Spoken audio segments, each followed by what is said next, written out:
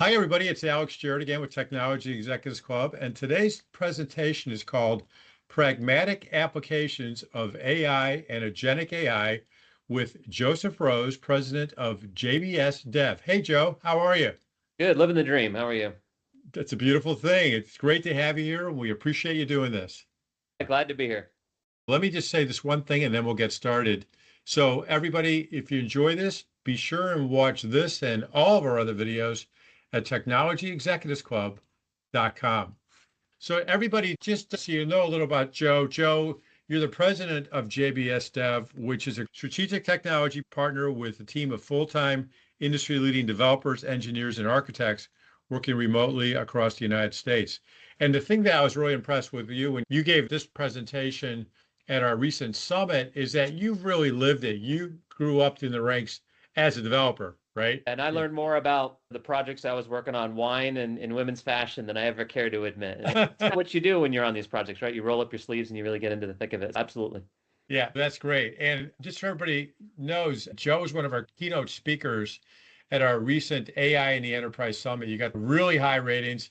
You talked about this topic, which is the pragmatic use of AI, agentic AI, and you're going to talk about some other things like orchestration, MCP, which these are all the hot topics that everybody's talking about now in AI. And everybody walked away telling me it was a really great presentation. And these were CIOs, technology leaders. Yeah, I did bribe two or three of them to make sure they went and talked to you, but no. That's good. Yeah, they're supposed to give me my share. But anyways, just to give everybody that background, that's what we're going to be talking about. So what we'll do is, Joe, you're going to present this, and I'll be here, and we'll just talk through it. And with that, why don't you put the first slide up and get started, and we'll get going.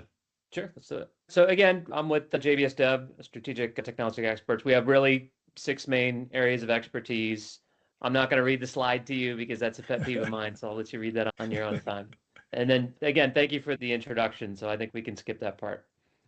So where I like to start when you're talking about this stuff is giving kind of the JBS take or our take of what is an LLM, not to give you the entire definition of what that is or the Wikipedia page, but the components of it that I think impact your decision making and what you should be aware of. So it's an evolution of a neural net. It's trained on a huge data set. Basically, the whole of the internet in a lot of these cases was just thrown into a giant neural net. This stuff has been around forever. The first neural nets were in the 80s. DARPA did some projects with looking at satellite photos and trying to find tanks to make intelligence gathering stuff faster. So it's been around. It's a kind of a well understood technique of applying a neural net. And then GPT and all those, these are more specialized on neural nets. So you might naturally be asking the question of, okay, if we've had this forever and it never really has been that good, what happened? What made GPT possible? So if you look at why did the DARPA project fail, or why have neural nets in the past failed? They lacked usually 2 things. They either didn't have enough data or they didn't have enough compute to ingest and learn on a very large data set. And if you think back over the last 30 years, what's happened, especially with cloud, cost to compute has gone way down. There's a lot more of it available. And then the size of the internet has grown. There's a shitload of data on the internet that can be used to train things. And that body of data wasn't available 30 years ago. So when those 2 things collided, when OpenAI said, let's take a neural net and let's do some specialized training and stuff like that. There's more under the hood than just a regular neural net, but conceptually at a high level, it's a neural net. Let's train it on the whole of the internet and see what happens. That's when GPT emerged and we saw the impressive result that we did. And I think the reason why that's important to discuss is if you think of what comes next, there's not a similar breakthrough on the horizon. There's not an internet 2.0. There's not a whole nother cloud that's about to be built and unlocked. So you're going to see the pace of development for LLM start to slow down a bit. Do you mind if I ask a question? Yeah, go ahead. Quantum computing, what do they call it? Is that Q-Day? Yeah. So quantum computing certainly will make computing faster, but it's already fast enough to make an LLM. Maybe the cost of training GPT or the time it takes will go from a few weeks or months to train it to much faster. But that's not going to make it better GPT. It's going to be cheaper, but it's not necessarily going to be better. Because I think we've shifted from it being a compute problem to it being a data problem. Gotcha. Now, the analogy that I would draw is think about self-driving cars. The first versions of them were not very good. And it wasn't until Tesla had hundreds of thousands of cars on the street collecting data that it really turned the corner and became good. It was more of a data problem than a compute problem. So I think that's what you'll see. And then the next tier is, okay, where do we find these next tiers of human data that are available. We're going to start maybe sending in sensor data or putting sensors in more things. And that I think you'll see is kind of the next frontier of AI. The next two are somewhat understood too, that the LLMs aren't necessarily great with images, creating images and creating video yet. That's more of a compute problem. So that might be where something like quantum could help. Yeah. So you might be able to generate real-time video very quickly, whereas right now it's slow and expensive. But again, it is more of a data problem. There's nowhere near the same amount of video and images on the internet as there is text to train these things with. Makes sense. So how are some practical ways that we can use LLMs? Because I think we originally got into a few use cases and then got stuck there. So we can use it to generate a term paper. We can use it to generate Tinder messages or things like that, or have Outlook summarize an email. Hey, Copilot, summarize some stuff for me. Okay, is that all this does? And the answer is yes. So one of the things that really became kind of interesting or emergent about LLMs, because they generate text based on everything that's in the internet, they at times can appear to have instinct, ability to make decisions, something that makes them more human than just generating text. I'll give you an example of that with a healthcare patient that we worked with. One of the things that they were trying to do was say, okay, if someone presents with a certain set of conditions, say elevated heart rate, high blood pressure, sweating, whatever, you could then look at what the doctor prescribed or the nurse physician prescribed in terms of how they were going to remedy that. And you could compare the two against everything that had been done historically. Mm-hmm. Normally, when people present with this, they also present with that. Did you check? If they have elevated blood pressure, do they also have an elevated heart rate? Normally, they're prescribed aspirin, but they're also prescribed bed rest. Did you prescribe bed rest? The way that used to be done was just giant lists of codes. Blood pressure is code 101 and heart rate's code 102. And we're going to have a list of codes and a list of treatments and line them out. There's a huge database. And it was awful and a huge pain in the butt to manage and maintain. You can ask an LLM, hey, if they have this, what else should we check for? And it will give you a really good answer based on all of WebMD and all of Wikipedia and all of this stuff that's on the internet. And then you can ask it other questions too along the lines of, we did this and this, what are we missing? So you can take these models that have been trained on those huge data sets and have them do these really interesting workloads and use cases as if they have human intuition and medical training, even though they don't. And it's just based on the data set that they were trained on. It is quite large and expansive. It sure sounds, when you talk to them or when you interact with them, even that's not the correct phrasing. It sure feels like it. It's a bit of a mirage, though. If you think about what's actually happening there, it's generating what it thinks is the right response, just purely based on the statistics of when I've seen this text before, this is the text that followed. Yeah. It's not a human being. It's just literally probability. What's the most likely thing that's going to be the right answer? And that's where a lot of the hallucination comes from. And you notice when it hallucinates, it always has perfect grammar and perfect spelling. Like that's the things that it always gets right. But the ability to know fact from fiction, not so much. It still is amazing. I don't want to digress too much, but I've become a power user of ChatGPT. I have all these different threads. Yeah. And I said to a friend of mine, they're like, I hear it hallucinates all the time and it's 68% accurate or something like that. And I go, think of it this way. What if you had 12 people in the room that were experts on every topic and they were only 68% accurate, but you knew that going into it? It would still be very valuable. Yeah. And even when we get into some of the workloads that these things can do, it's better than nothing. Yeah. And there are ways that you can mitigate mistakes. So just as a for instance, we work with law companies and they're like, we can never talk about a brief that doesn't actually exist or a law that doesn't actually exist. So if you simply tell the LLM, quote your source when you generate the answer, there you go. All of a sudden the lawyer is satisfied. I can read the answer, but then I can go look at the source. So there's these little tiny things. Exactly. And there's no meaningful programmatic effort difference between having it generate an answer or having it generate an answer with sources. They're both trivial. It's just part of the prompt. So those are kind of things you can do to avoid the impact of hallucination. Like, where did you get this from? Okay, here's a link. And you have a discerning human in that loop, what you just described. Exactly. And even on the healthcare example, an LLM does not have a medical license. It can't practice. So all you're doing is informing a doctor. You're not actually making a final decision on anything. That's great. Yeah. All right. So what is agentic AI? I think that's an interesting question. And if you've been around any salespeople in the space, they're telling you agentic is the future and you got to spend a lot of money with us because we have these great agents. We have 5 agents. We got 20 agents. I got agents on the left and agents on the right, blah, blah, blah. So the language that services communicate, email, ERP, CRM, order management, it doesn't matter what it is. They're all just HTTP APIs, just plain and simple. HTTP request, HTTP response. Sure, some people send files around and buses and streams and queues and all that, but in essence, it's just an HTTP, it's a payload. An LLM can generate a payload just as easily as it can generate a term paper. So if you prompt an LLM properly, if you say, hey, LLM, if you were a customer service agent, what API call would you make to tell the order management system to cancel an order? It will give you that API call. So Agentic is nothing more than taking an LLM and having it also generate API calls. So it's not the massive leap from version 1 of AI was LLMs and version 2 is Agentic, and there's some huge thing that happened in between. No, it's simply just prompting the LLM and saying, hey, give me some API calls, which I think is interesting. So what would be an example of that? So we use it in an inventory management and shipping schedule. So we have a person who normally would have 10 different admin screens and 10 different systems that they'd have to pull up to do different things. And in this particular case, they just chat with the bot and ask it to do different things. And it makes different API calls based on what you ask it to do. Yeah. So pretty straightforward use case, honestly. Another one, this inventory management piece of we're shipping hazardous chemicals. Either the port doesn't have the capacity or the shipment's been delayed or there's more of it, there's less of it, whatever. What do you want to do?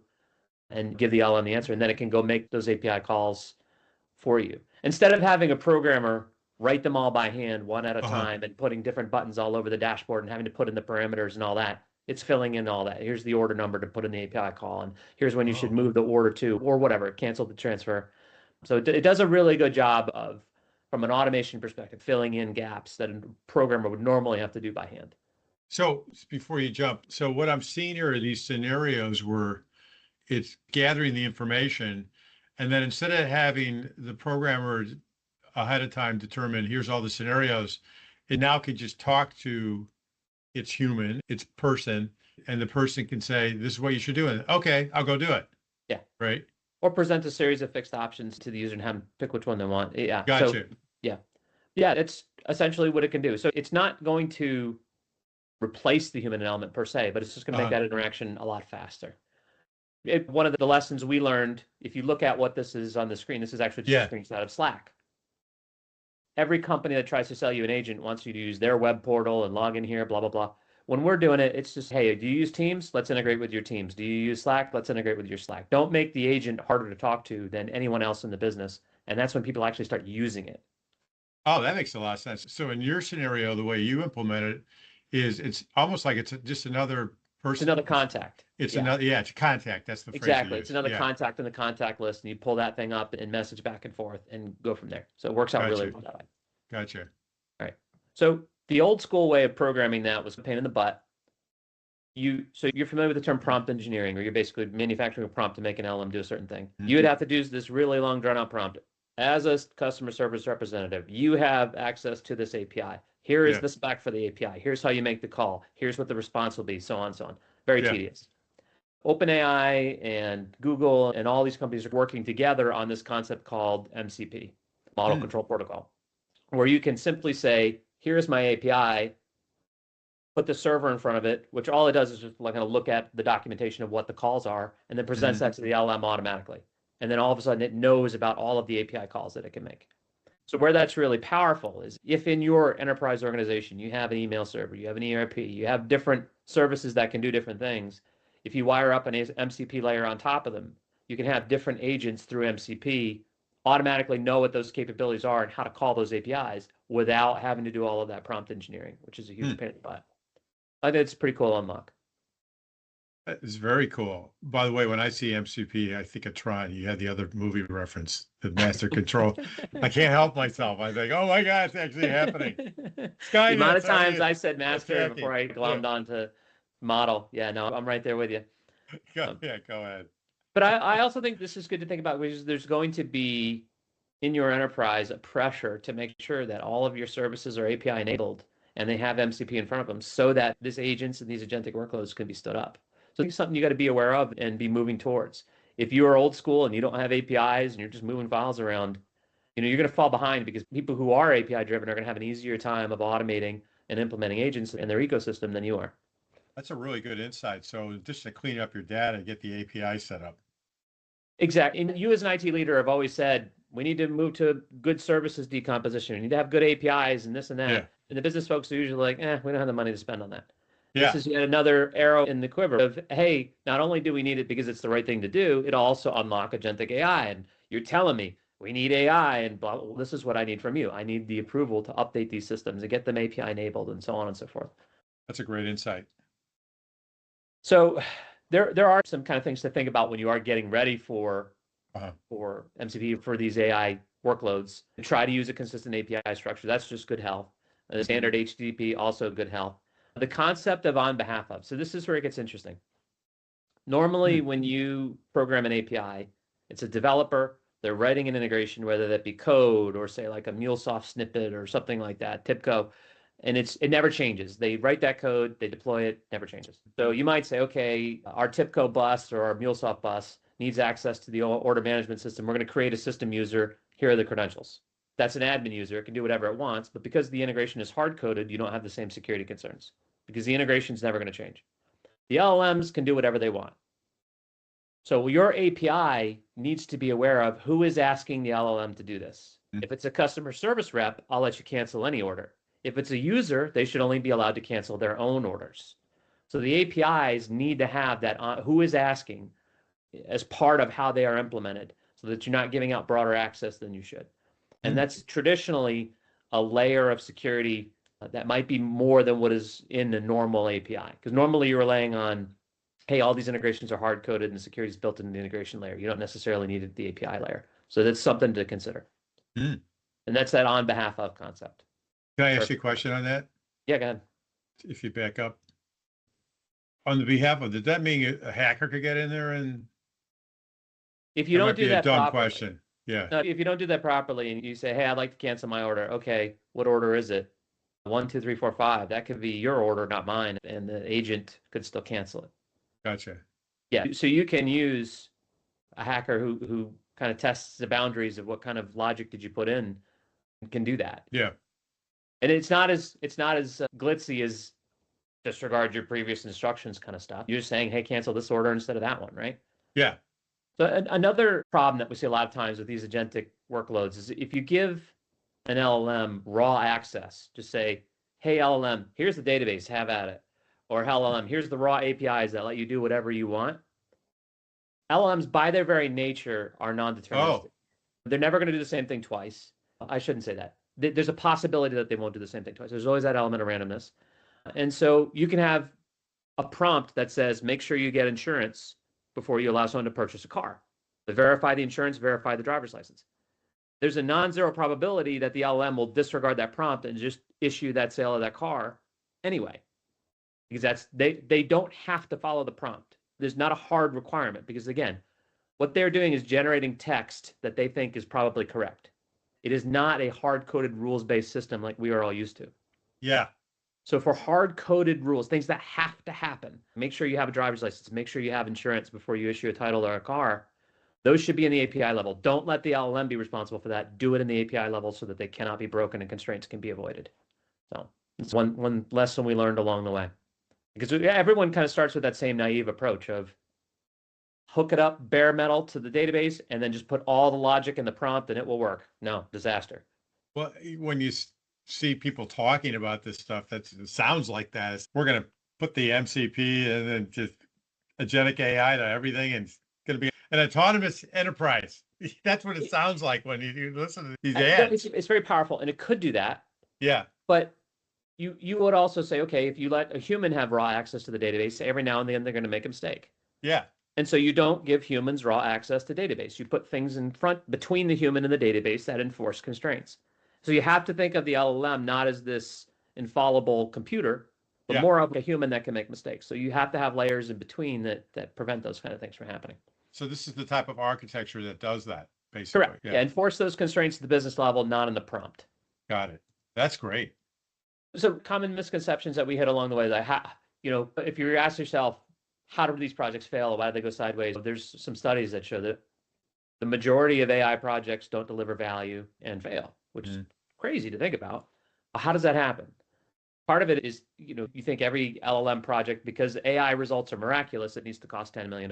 That's just not the case. It's a simple HTTP integration for the most part. You can get them done quickly and get a proof of concept up and going. You don't have to spend hundreds of thousands of dollars. There's a lot of companies making a lot of money that are just milking people because it's just not that complicated to do. LLMs are deterministic. This one will kill you. If you have a business process where it has to be 100% repeatable and a 0.01% failure rate means you cannot launch it in production that way, you can't have an LLM do that. You have to have some kind of other controls in place. Just think about this. How many people have an automated test that runs? Hundreds of millions of tests all over the world that keep things up and running. If an LLM gives a different result every time, how are you going to test it? So this is just something you have to keep in mind. They are not deterministic. They don't always produce the same result every time, and you have to account for that in your testing. You don't need to train your own model. There's almost no point. The billions and billions of dollars that OpenAI has invested in GPT, you could never match that. To think that you could match, it's just silly. Yeah. The models themselves do have ways that you can lean them in a direction you want to lean them without having to fully retrain them. End-shot learning or RAG, which we can get into in a separate talk, but you don't fine-tune your own model. That's such a waste of time at this point. And then I think there's definitely a misconception that these models are going to continue to make evolutionary leaps and bounds. And I think they're going to be just minor fixes and things. Is GPT 4.5 really that much better than GPT 4.0? I don't think so. We had another presenter. They talked about having their RFP process, and they went with a vendor that had an LLM that was fine-tuned. They were using RAG. Huh? I believe they were using RAG. What's RAG? A retrieval augmented generation. So that's not actually retraining the model. It's a really sophisticated form of prompt engineering, if you want to think of it that way. Uh-huh. Yeah. So you essentially have the model data and your data, and you set them side by side. You don't train the model on your data. You mix in your data with the prompt as it goes in to steer it in a certain direction. So that's a pretty common technique. So that's how that company was able to say, hey, this has been tuned towards this application. And that term tuning, you got to be careful with it because in a purely technical sense, fine tuning is actually changing the underlying nodes on the neural net. No one does it anymore. Gotcha. Whereas if you think of it as more of the common parlance of we're tuning it, then yes, RAG, you can use that to tune the result. Gotcha. Yeah. All right. Another misconception, I think, about the space in general is LLMs need perfect data. So if you take a computer that is running a prompt, okay, it's probably going to have 8 or 9, 10 gigabytes of model data and then a two-sentence prompt that you gave it. Compare the relative size of those two things. Like your data is the ant and the model data is a herd of elephants. Your data is such a small part of what's being used to generate the response that it is very unlikely that your poor data, if you do have poor data, is going to have a massive impact on the quality of the response. So unlike machine learning and unlike traditional data warehouses and business analytics and dashboards and stuff like that, LLMs are incredibly resilient to poor data, to unstructured data. So normally 5 years ago, when somebody started a data project with us, you got to get your data clean, we got to get it sanitized, we got to get all these other things. LLM, you don't have to do that. It's good enough, and the model itself is so large, it does not care about bad data. That's pretty incredible. It's awesome. Yeah, no, it really is awesome. Shockingly awesome. You can hand it a medical record where somebody has flipped the procedure in the patient's name, and the names are all backwards, and the birth dates are swapped with age and all that. And you can just say, hey, what should we do here? What's going on with the patient? It will ignore the fact that all the data is in the wrong place, and it will still give you the right answer. I haven't been able to stump it yet. No, it's in my little micro test environment. There's a lot of truth to the fact that as arrogant as we are about our own data, it is very tiny compared to the whole of the set of data that was used to train this model. And so your data can be less impactful than you think it is if it's 30. Huh. That's huge. Right. Another misconception I get, and so we all know fear sells. So the one that I hear all the time is, I put my credit card into GPT, now GPT knows my credit card number. And it is just not true. It takes maybe a dozen GPUs for 5,000 a piece, maybe a second or two to generate a response to you when you prompt an LLM. It takes tens of thousands of GPUs, months to train an LLM. No one is training their LLMs in real time with your data. Oh, now that's really interesting. Do they retain the logs And when they go from GPT 4.5 to 5.0, are they going to replay some of those logs and that new model might have some of what you put? Possibly, they may do that. I know if you sign a business license, a business agreement with some of these larger ones, they agree not to do that. Yeah. But no one is actually retraining their model in real time as you prompt it. So it's a common misconception that we see. So how is it learning about you then? It doesn't. But it sure feels like it's learning about you. There's this perception of memory where if you read the prompt under the hood, when you say, hey, my name is Joe. Hey, Joe, how you doing? Not so good. Tell me about that. So you get this feeling that it's learning about you as you go, right? Yeah. It's actually reprompting the entire conversation every time. The layman's way to think of it is, wow, you started a conversation with this guy. You said this, he said this. You said this, he said this. You said this, he said this. He's now said this. What do you want to say next? So there's no permanent retention there. It's being fed back into the LLM every single time. Well, so kind of think about waking up yeah. with Drew Barrymore.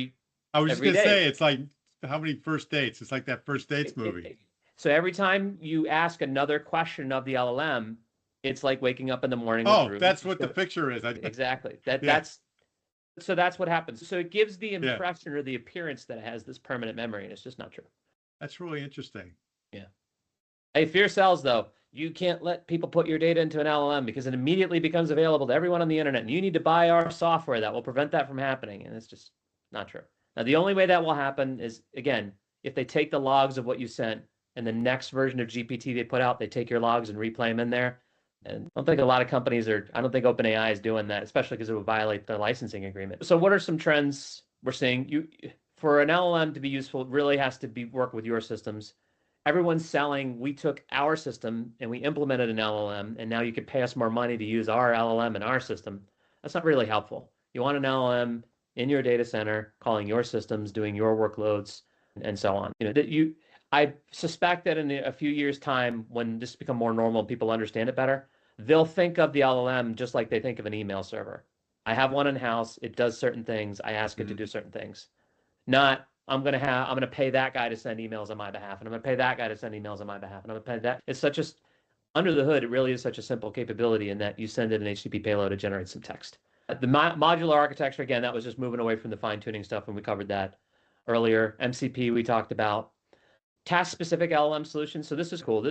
There are LLMs that are better at, say, answering questions than generating text, or deciphering medical rules than answering questions, and so on. A way to think of it is like GPT is better at different things than Grok or Perplexity. So we are seeing kind of these task-specific LLMs as a subset of the more general LLMs is the direction we're seeing things go. And then LLMs on demand or mini LLMs. They're very expensive to run just from a hosting perspective. So how can you get them cheaper by running them on demand, or just saying, we don't need GPT 4.5. The capabilities of, say, like a GPT 2.0 are good enough. So use a lesser model for this workload to save money. I didn't know that they were, I guess when you're doing with them for a big company, it's cheaper to go with a different level. Yeah, because the older models are smaller, so they take less compute power, so they charge less money for them. Oh. Yeah. I didn't know that. If you go into, say, AWS and you're doing the different Anthropic models like Claude, different versions, the older versions are cheaper. Oh, okay. And if what you're trying to do is have it decide if something is blue or green, you don't need the best LLM in the world, right? You use the cheapest one. Whereas if it's really sophisticated stuff, you use the more expensive one. You can bounce back and forth between foundational models pretty easily. So I had someone else present. They were talking all about workflow. Is that what you're talking about here? Workflow? They were talking about going in and identifying, almost like an enterprise architecture, all the different workflows, identifying where the biggest friction is and the biggest ROI by workflow. And then, go ahead. No, yeah. So one way to think about how can you use an LM, what if I could hire you an army of 10,000 temps or 100,000 temps or a million temps that could do whatever you wanted? Yeah. You would identify where's somewhere where I could have a temp go and do something. But I would also want to make sure that you're not giving them unfettered database access, and you're not asking them to take over from a doctor, or you're not asking them to replace the CEO or whatever. But there are certain things where you go, wow, an unlimited supply of mid-level reasoning would be really useful. Yeah. And a great way to do that is to think of it in terms of workflows. Where are the areas in the workflows where we can automate given that level of capability? And being a human and you're being a human, I am somewhat proud that the best that these companies have been able to do is like a mid-level intern in terms of cognition.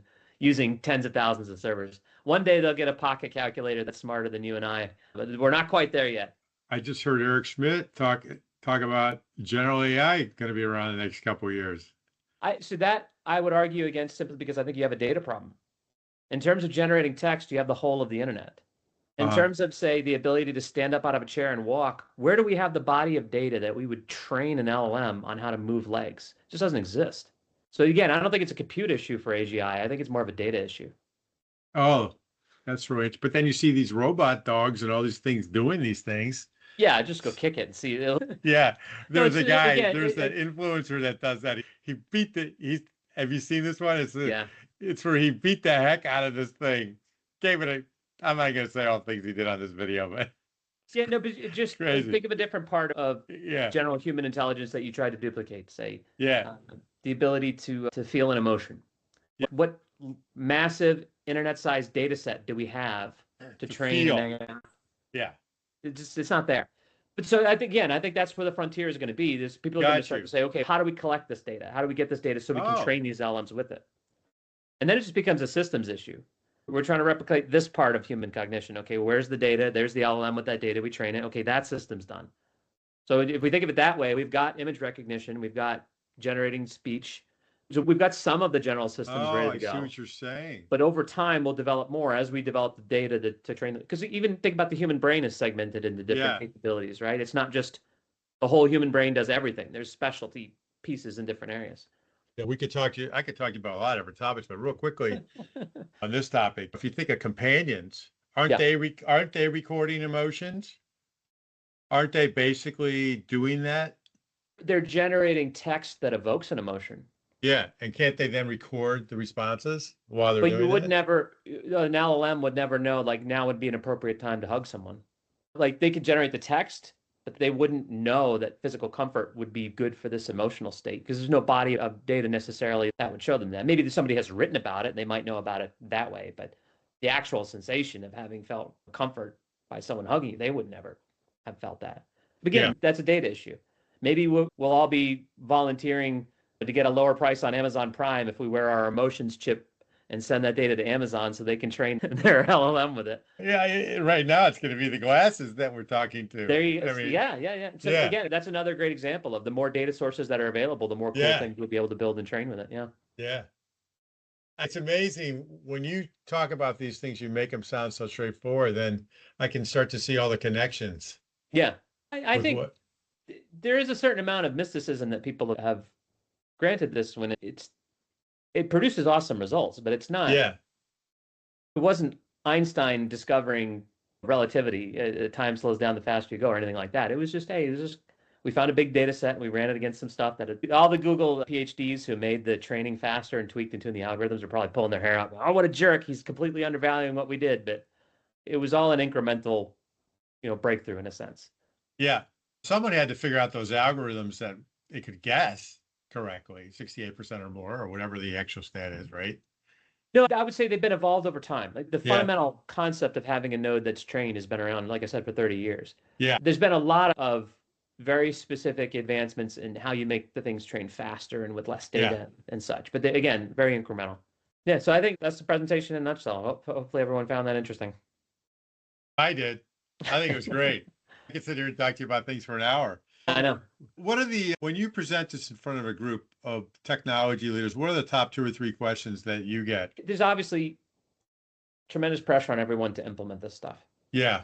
So either you're a business owner and you've heard about it and you want that same benefit. You're a PE company, and if you don't have AI somewhere in your portfolio, you're going to have a lower multiple. Or you're a public company and you're trying to pop a share price, same thing. So there's just tremendous pressure. So the question is always, how do I get this done? Yeah. Or how can it be useful? How? Yeah. What's this?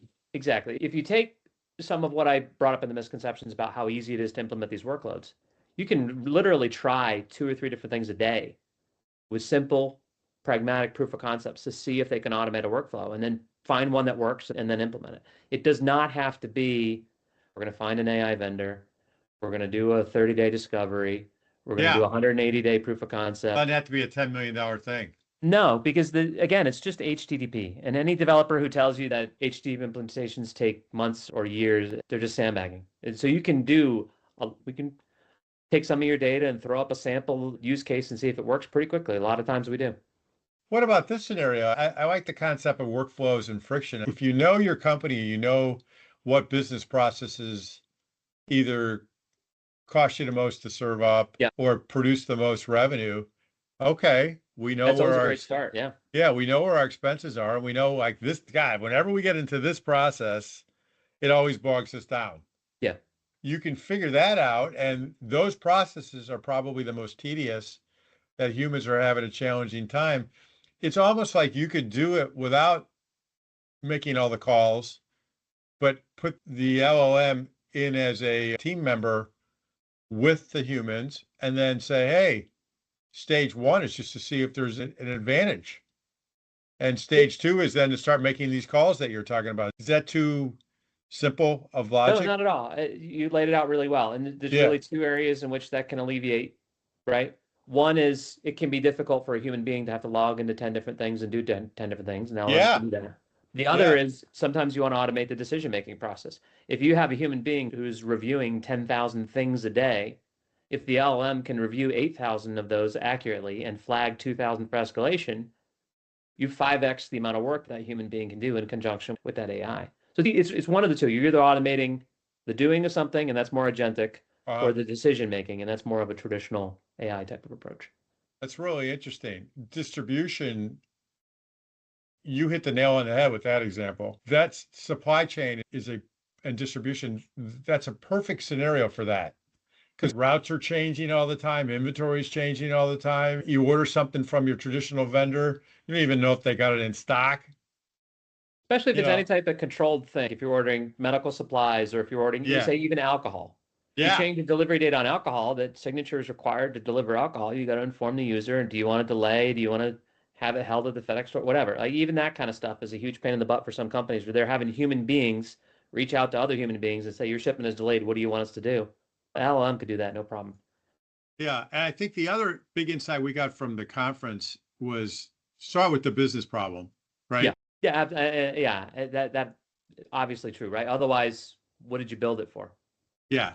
So Yeah. what we say it's obvious, but from what I read, that's one reason like a lot of these projects fail because it was let's just jam AI into this thing. Yeah. It's just like any other tech. They've either skimped on one of two things. Either even if it was a perfect success, it wouldn't deliver any value. So why did you do it to begin with? Why bother? Or, hey, AI is great. Let's have the LLM do everything and have no business logic anywhere, no constraints, no ability to repeatedly test, and then it blows up in their face and they wonder why. Those are the two most common pitfalls I see. So if somebody is watching this, they like your approach and they want to talk to you, like typically how do they engage with y'all and how do you help them out to start? We don't like doing engagements where we are not sure we're going to succeed. So normally what we'll do is try to understand what it is you want us to do and then try to get a mini working proof of concept and say, we're confident we can build something that will work. And then we'll get into commercial terms and such. That makes sense. And what are the kinds of projects that if like the top types of projects that you help people with? Outside of AI, it's the 6 competencies. It's custom app, it's mobile, it's enterprise apps, you name it. Inside of AI, there's people at all the different levels of maturity from I just know I need AI and I don't even know what to do, and then we'll talk to them, to I have this very specific and esoteric workload. Is this something that AI could do? And anywhere along that spectrum, we can help. Yeah, that's great. Again, Joe Rose, president at JBS Dev. Joe, great to talk with you. Really interesting. I could talk to you for hours. Thanks for taking the time to sharing this with our community. Yep. Thank you. Great to see you, Joe.